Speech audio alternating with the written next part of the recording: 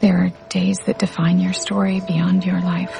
Welcome to 5 Minute Arrival, the podcast where we look at the film Arrival 5 minutes at a time. I'm Robert. I'm Sarah. Any questions? What do they want? Where are they from? Why are they here? This is the priority. Our priority today, minutes 76 through 80 of Arrival, which begin with Costello swimming away. I have a correction really quick before we get into it. I said last episode that this was Max Richter's On the Nature of Daylight playing again, but this is actually a Johan Johansson track, Properties of Explosive Materials, which is mimicking Max Richter's, which is part of the bigger problem of why this soundtrack was disqualified for awards. Because not only did it use Richter, but copied it as well. So it creates a blur between the two composers. The song that plays during this first minute, I found a very interesting choice because I thought if this was just a scene of a ticking bomb, it would have been a perfect song. And I thought if it was just a scene of a close-up of someone's face trying to figure out a really difficult puzzle, it would have been a perfect song. And both of those things are going on in this minute. Yeah. So it was like a doubly perfect song. It was an incredible match, I felt, of the choice of this song for this scene. And at the same time, it's Johansson copying another song that played at the beginning of the film from Max Richter. Part of Johansson's problem, he was disqualified for awards on several movies, is that he gives the director what they want and he gives the movie what it needs. He mixes in other composers. He does strange things with like some of the stuff he did in this movie that we've talked about with putting voices in instead of instruments. And I don't think he cared if he got awards. Yeah. That wasn't why he's doing this. He just wanted to give a good score. And in this case, that they had Max Richter's music in place, so he worked off of that and then went his own directions. We do have a guest, Eric Deutsch of Flash Gordon Minute and Escape from New York Minute. Hello, I'm happy to be here on Earth dealing with aliens instead of in some vortex dealing with aliens. General thoughts, if you want to get them out of the way, on Arrival first? Sure. I was happy. I'm happy to be on here because I'd only seen the movie once before, and so this gave me an excuse to watch it a second time. And I watched it actually with my 11-year-old son as well, and so it was very interesting watching it, not only knowing all of the twists and turns ahead of time, but watching it with someone else for the first time who is just starting to get into movies like this that kind of mess with your head a bit. Nice. I liked it better the second time, actually. Knowing everything that was going to go on, I actually enjoyed it more, being able to pick up on all the hints and the interesting things that you missed the first time seeing it. It was really interesting watching it with an 11-year-old because I could see his mind really trying to piece things together, and I could look at him trying to figure things out, and we had to pause several times while he needed me to help him understand something that had just happened, and I treated it as I do when I help him with his homework, where I don't give him the answers. Instead, I sort of give him little hints and kind of help his brain move along so that he can kind of figure things out as well. And so it was a very interesting viewing experience the second time watching it. That's awesome. Yeah, I love that feeling when you're watching somebody watch a movie that you like. Yeah. Especially second time, and just gauging their reactions and being able to talk to them about it. As a parent, I can relate to that. Wanting them to come to their own thoughts and just watching them do that and have that experience. So that's cool. Now, as for this segment, as I said, it begins with Costello swimming away, and he leaves a lot of ink behind. We get shot of Louise, shot of Abbott. I like the movement of the alien here. I have a problem with them sometimes because they seem like they are on legs and not swimmers a lot of the time. Abbott settles on like 2 legs, puts 4 arms up, and is ready to just write everything. I would point out, as the cloud of logograms comes out, practically speaking, there is a lot of repetition in this cloud, but they don't expect us to be looking for that. Yeah, exactly. Most people aren't going to be like you and just pause. No, I was like, well, that's that symbol twice. Yeah. That's that symbol reversed. One of them, it was like the symbol and the symbol reversed right next to each other. I'm like, that's not good planning. Yeah. Even with this movie being relatively recent, the filmmakers certainly were not aware of the movies by minute freaks that we are. Right. Yeah. And Louise takes a step back to take it in. Ian takes a step forward. And I would note in the visual here that the door behind him is open. We have mentioned in the script and the story, the door closes when they're in there. So the fact that they've been leaving early every time, which we've complained about, is possible, at least. The door stays open. Ian says Louise. We get a shot of the timer again. It is at 21 seconds, goes to 20 and then 19. This is 29 seconds into this minute, so this is actually only off real time by a few seconds from when we last saw it. So they're keeping it pretty well. Before that part, I also like the shot. It's like we're watching Louise and Ian. I mean, Oh, the one from far behind them? Yeah. But yeah, we're watching like and experiencing their sense of awe and wonder of the screen. Because in the earlier scenes, they're terrified at first. They're separate, and now it's like they're actually one with the heptapods, and we're watching them kind of joining or melding. That's why I like that Louise steps back and Ian steps forward. It's like they go near each other when this gets more interesting in this moment. Because we were just talking in the last few episodes about their relationship. Exactly. So as they get closer with each other and with the heptapods in their language, then that's how the shots are being filmed. And we're even behind the equipment. Yes, now. Yeah. which has been a mistake a couple times in that we also see this shot on the monitor inside the base because that would mean there's another camera farther back, which there is not. And we get to more of that mistake later in this segment, actually. Abbott finishes writing, and we hear gunfire. And Louise says, "What is that?" There's voices down below. We get a view down the tunnel. We can't tell what's happening because it's really far. We see Ian and Louise from the side, and Abbott says something. We don't know what, because I don't speak heptapod. What? Not yet, no.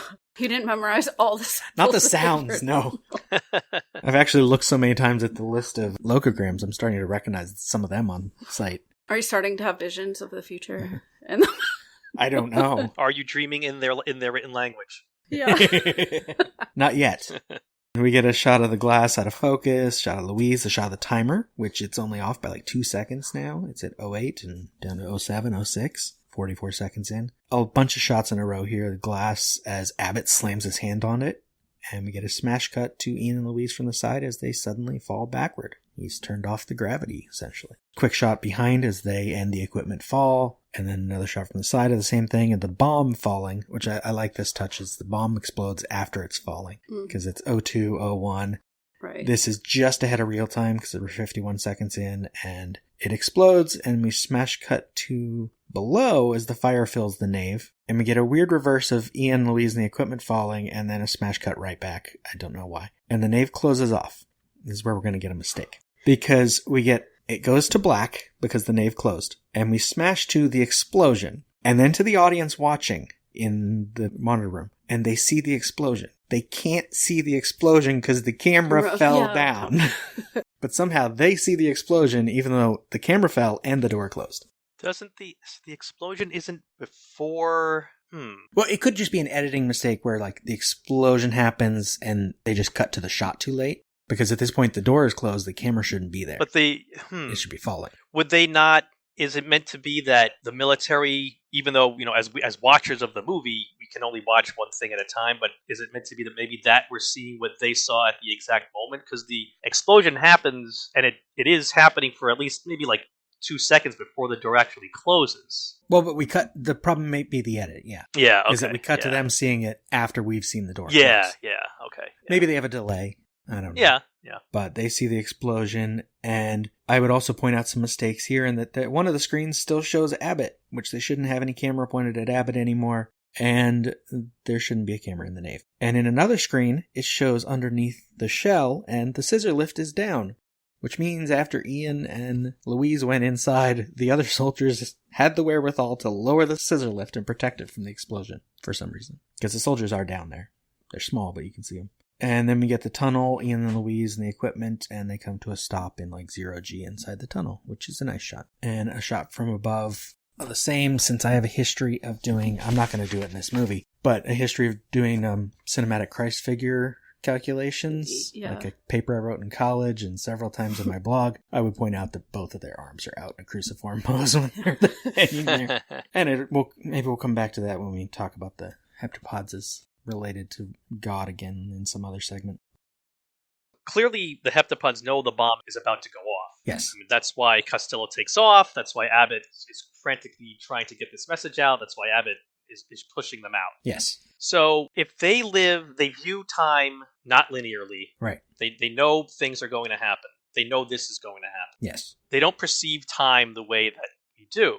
I had a problem with that I might have come up with my own answer for. Okay. So I wonder what you two think. My problem with that is, why is Abbott not pushing them out sooner? Why is he not moving away faster to save itself and not cutting it so close with Louise and Ian where he doesn't push them out till the bomb is exploding.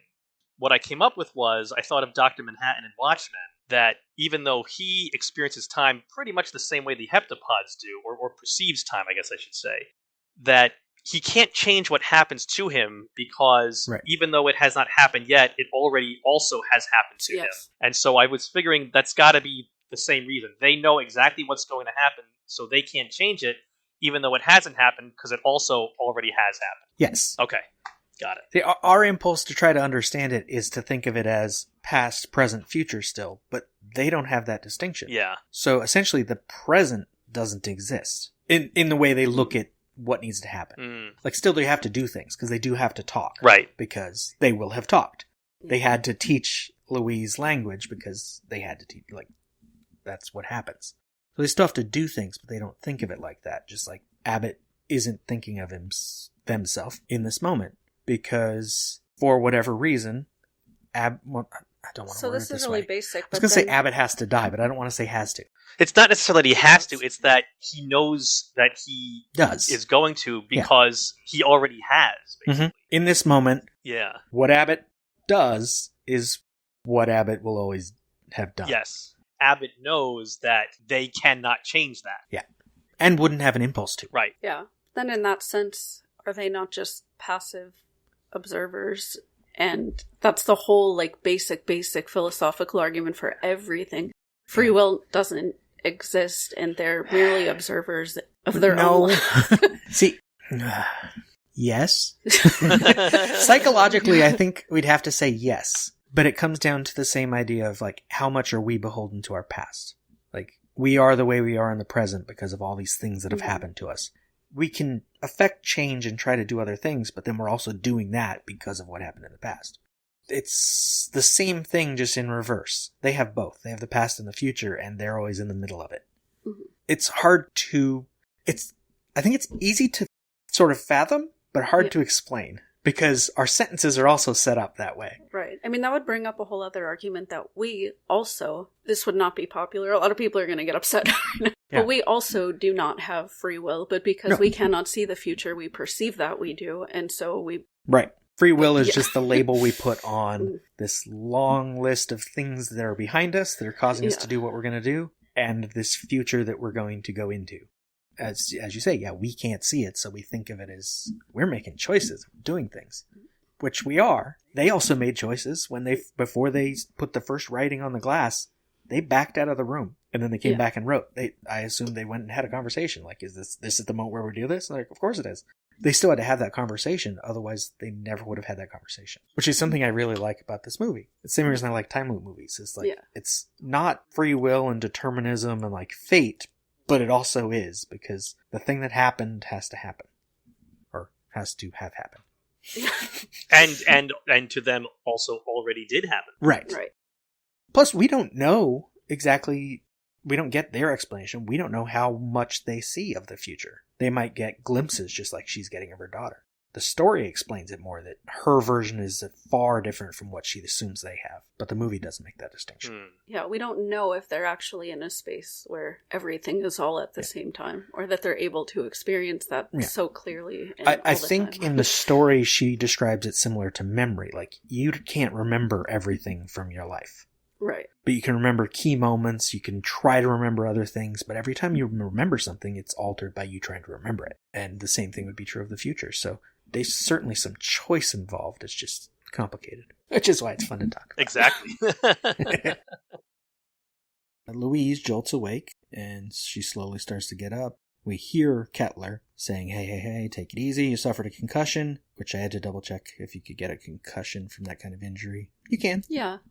I always think of concussions as coming from something hitting your head, but you can get them from the same, your head just being a jolt. Yeah, if your brain is jolting against your skull for whatever reason, you can get a concussion.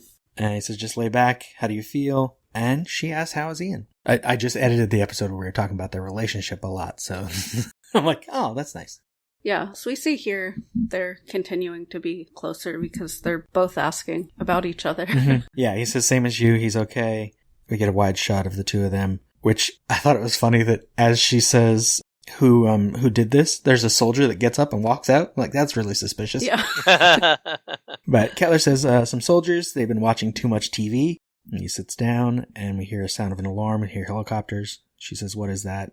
Take it easy, take it easy. The site's no longer secure. We're standing by to evacuate. I thought it was very interesting that they say they're on standby to evacuate. The doctor says we're on standby to evacuate. We have to prepare for retaliation. So they're not actually evacuating yet, though. They're not actually preparing for retaliation yet. It's instead the teams are still on the clock to try to figure out this message, and maybe everyone's on red alert, but not actually performing the specific evacuating procedures and not actually preparing the actual retaliation procedures. And it makes it seem like Weber is giving the team every last possible minute he can before he actually receives the order to leave. Yeah. I really like the way that Weber is written. I really like the way Forrest Whitaker plays Weber. I think that it's very different from stereotypical military character in this type of movie. He's very supportive and he's very positive about what Louise and Ian are doing. It's not just shoot first and clashing with them, which is how most of these movies tend to have these kind of characters be. She asks again, where's Ian? And he says Weber came and got him maybe 10 minutes ago. He wouldn't leave until he knew you were okay. So yeah, Ian was waiting on her too.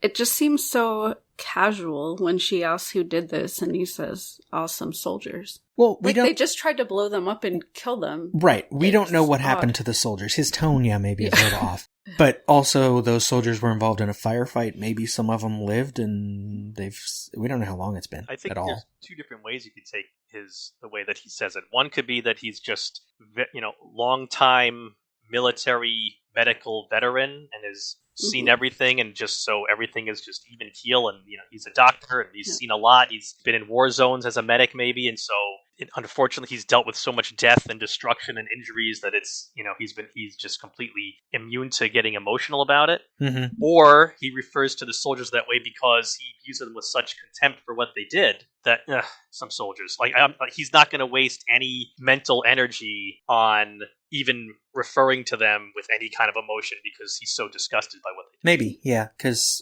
we do know 3 of their names, sort of, but yeah, maybe he doesn't want to be more specific. Or, like I've said before, this movie's Canadian, but it's about the American military. Maybe it's just, he's numb to it. Like, soldiers shoot people, sometimes they shoot their own people or blow things up.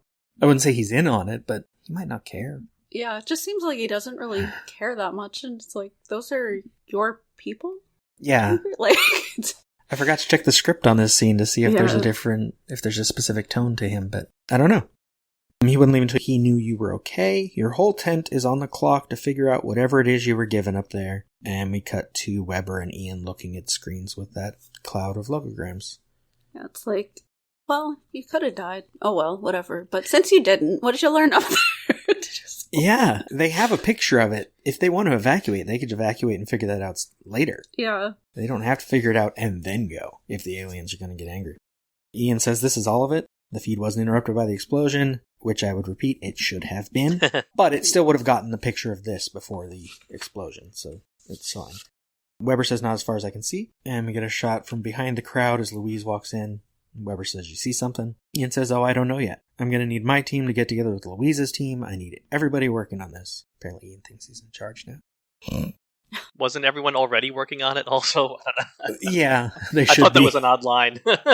He's just finally admitting that his physics team is just useless. They're going to go work on the words. And Louise pushes through and says, we cannot leave. Weber says, we're glad to see you're awake. And Louise says, we need to go back in and explain this wasn't our fault. Weber tells her we can't go back inside. We have to. Weber says, what happened in there was an attack. We can hope for the best, but I have orders to prepare for retaliation. We may have to evacuate. Louise says, no, that's the wrong move. As long as they stay, we have to stay. And that's when we hear the thunder kind of sound. And we get shot at the computer room of people reacting to it. It's shaking. The lights are shaking. We get Louise, the crowd, Weber, Ian, some soldiers, and Louise walking out. Halpern with 2 other guys walking out there. We see Weber watching something, and we see the reverse finally. And see the shell is rising and rotating, but then it stops. It's just higher up. Louise gets a nice beat here because then she just says, well, they're not leaving. So it's good follow up to her line. And as Weber says, why does this feel worse? We get a musical cue. The track is called Escalation. And then we cut to exterior shot of the base at night, which is kind of nice. And we hear a guy from Langley talking before we cut inside. He says China is on the offensive. They're positioning the military to blow the alien vessel right out of the sky. And we see he's talking to Halpern. If this happens, we can't sit around waiting for retaliation, so get prepared. The Air Force and infantry are standing by.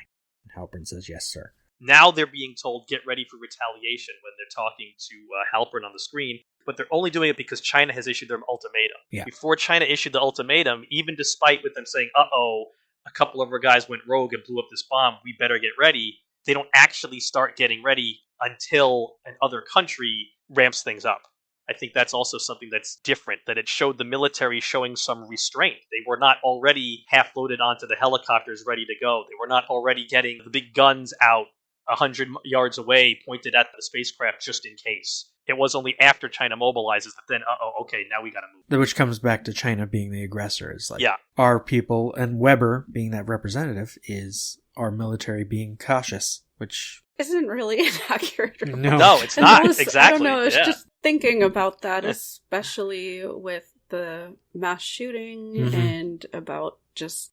Well, plus one of my student groups is doing research on this right now, doing a study on the rise in Asian American hate crimes in the U.S. And I realize this is one film with one point of view, but it just makes me think in the larger sense in terms of how mass media can at least influence to some degree if there's been a corresponding influence of China. And I realize Asia is a lot more than just China, but how anti-China or anti-Asian rhetoric in films, like if that's been increasing. Which might actually be a problem with, like we were talking about Kettler's tone earlier.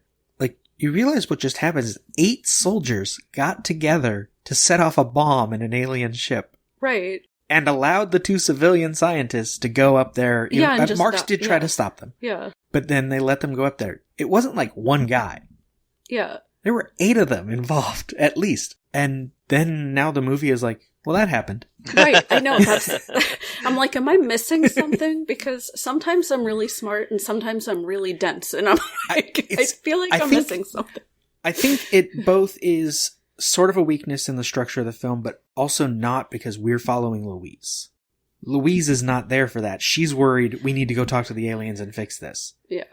And so who those soldiers were, what they did, she doesn't know. Well, she might have figured out there was a gunfire below and there was gunfight. She doesn't know there were a bunch of soldiers involved in what happened. And also might not care. I said Kettler doesn't care in a different way. Hers is a good not caring. She's got more important thing to deal with. The problem isn't China. The problem is these aliens. If they retaliate, we're screwed. We don't know what they're capable of. We know what China can do. But yeah, the rest of the movie, this part is plot point that didn't need to be there. Yeah, I don't know. I mean, it tells us something about the aliens, because Abbott was willing to die even knowing he was going to.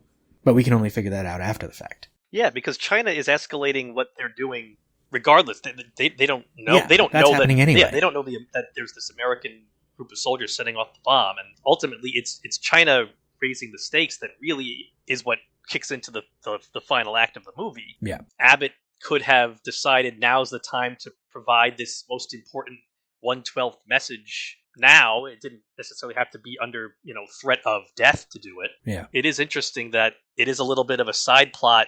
That, I mean, I guess it's a bit of world building that maybe it doesn't affect the larger plot, but just showing not everybody is excited that ET is here on Earth. And it does, in retrospect, tell us a lot about the heptapods. Yes. They were willing to get to this point where one of them dies. War might break out, but they had to do this anyway because they're nice. So then is he the Christ-like figure? Abbott? Yeah. Yes. Yeah. Oh. Why did you do that? Fun. No, I'll get that. Fine. Yeah. I will get the Kozlovic black scale in maybe next episode, because yeah, he's gonna get a high score. Well, sort of. I don't know. We'll see. He's definitely a good candidate for it. I don't know how I'll score on this scale, but yeah. And based on my puppet thing with the hands, he's the right hand of God that just got cut off. Yeah. So it fits. Right. See. We would have to get Father David on for that episode. Yeah. The film's setting up a lot of binaries, right? Past and future, although it blurs those.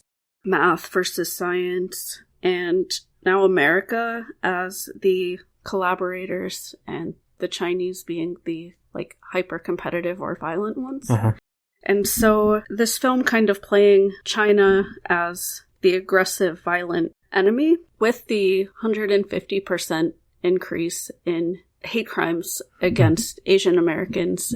I'm wondering how that's played out in recent years. I don't have as much knowledge of film history as maybe either of you do, but I'm wondering... You mean how China's been portrayed? Yeah, like how China has been portrayed in films over the past decade and what influence that's might have had on the American public consuming those films. And I don't know about like since this, but I know from the 80s up to this, it was gradually shifting from Russians, because we were against like the Cold War, the communists, that shifted into Chinese and some like Middle Eastern for a while. I don't know how consistent it's been to be a lot of films to look at to figure it out. And especially in this, where it's talking about Chinese like sort of political movement and like military use versus them as the outright villain. I mean, Shang's not the villain. He's just an unfortunate thing that's going to make us act or not. Oof, I don't know. But as one of our guests pointed out a few episodes ago, this movie also came out right when like Trump was talking about China as really bad and then continued to do so, of course, all through last year and leading up. Probably still. I don't know what he says these days. Yeah. He's not anywhere we can hear him. Well, and also, I never saw it, but a few years ago, there was a remake of Red Dawn. Yes. And while in the 80s, it was Russia and Cuba that invaded America, it was supposed to be China. And when China basically said, you're not releasing that movie in our country, which would have really hurt the box office, they changed it to North Korea. Which then all they had to change is like the digitally alter the symbols on uniforms and stuff like that. They barely changed anything from what I've heard. And China also has an influence on things like that. A movie going to China will get altered. Often not by like China, some Chinese service doing it, but like Disney has altered movies that they're releasing in China because they know that's a huge audience now. I don't know if this movie was. As I said, Shang's not the villain, so it might not be bad. Yeah, there's definitely... He's proactive.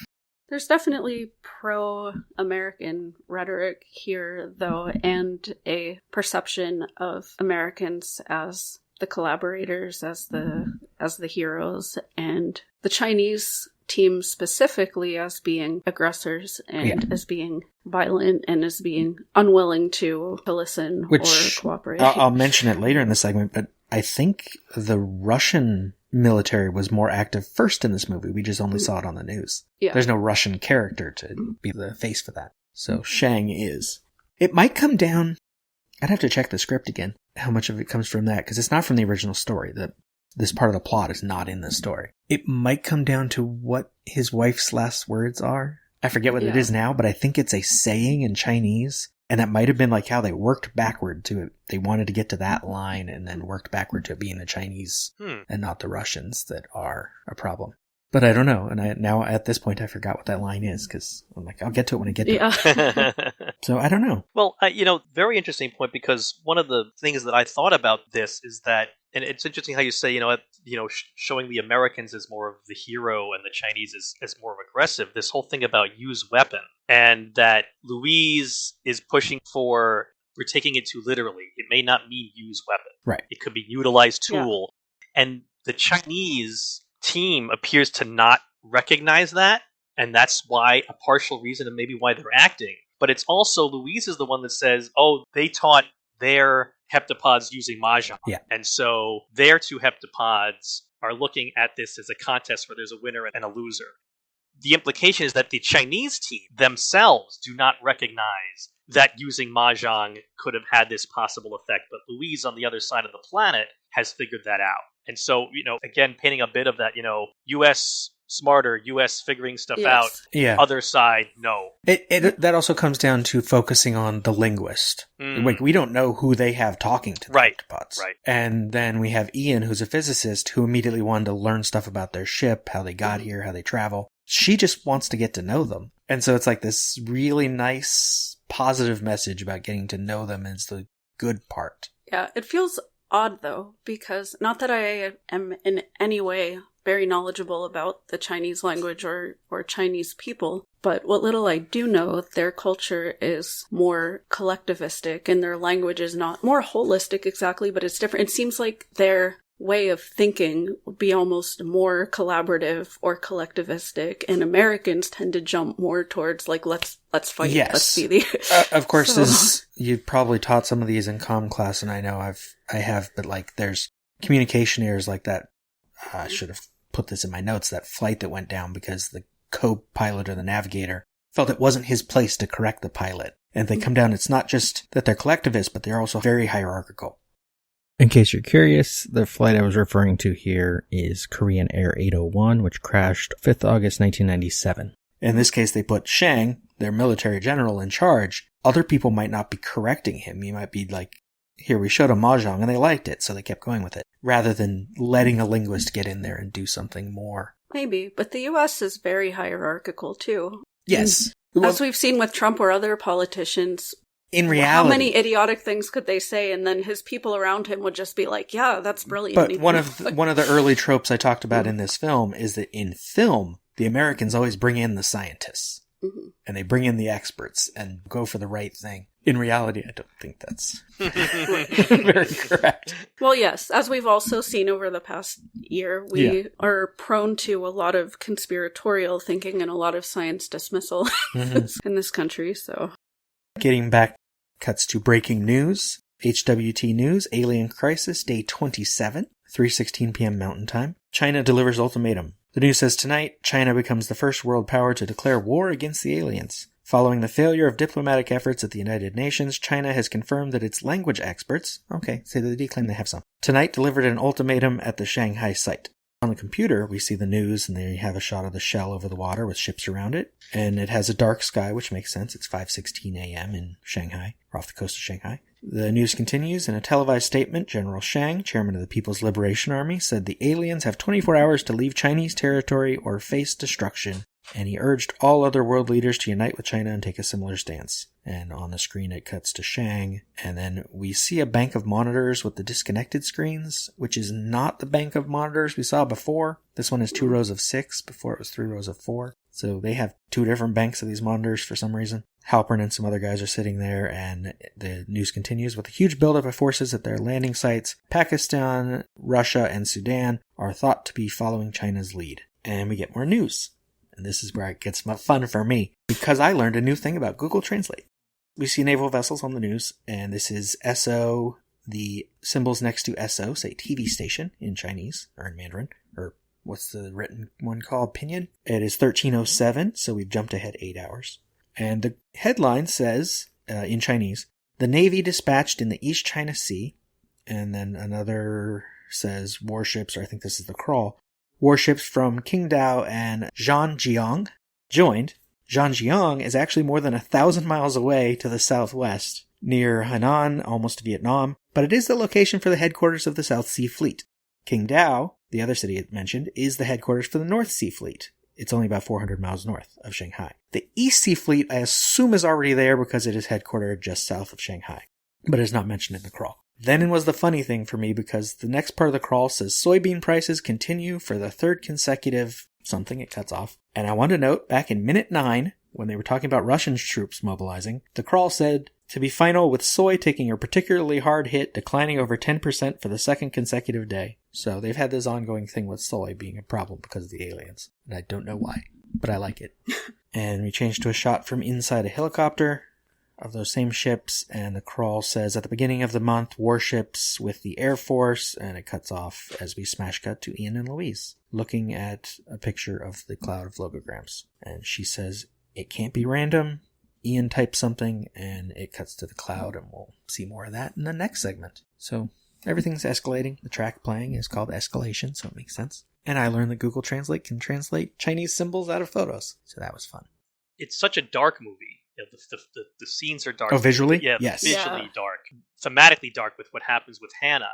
And my son even actually complained about how dark the screen was during a lot of the movie. Yes. And yet, despite that, I know this is outside my 5-minute purview, but ultimately it is an uplifting story. It is an uplifting ending, despite all of the darkness about it. In 3,000 years, humanity is going to be sort of one community that's going to travel to the stars, in theory, and save this other alien race. And that's an uplifting message. Yeah. Even the simpler version in the original story is that humanity is just going to be better off by experiencing this moment. Yeah. Okay, that's awesome. And Villeneuve has a tendency to do silhouettes a lot, and in this movie, there's so many of those. Yeah. Just trying to get screen caps to put up with the episodes. It's like, well, there's a silhouette of that person. and they all look the same. But there's a lot of stuff going on visually. It's nice anyway. So I guess then the question is, remind the listeners where they can hear more from you. I am the co-host of 2 completed Movies by Minutes, Flash Gordon Minute and Escape from New York Minute, and Robert was a guest on both of those, so if you like listening to Robert, he's on both of those as well. And they're on any of your favorite podcasters, so wherever you get them. We have a Facebook group if you ever want to go on there, and I occasionally will even send a tweet out from those 2 shows' Twitter feeds if you want to follow us on Twitter as well. That's where you can hear more of me. And if you want to hear another show with music, mass media, and politics that Robert and I co-host, you can listen to Pump Up the Minute, which was really fun to do. Yeah, that just happened. Yeah. Thank you for listening. Follow the show on Facebook, Twitter, and Instagram at 5 Minute Arrival. Or go to lemmingdrops.com for links.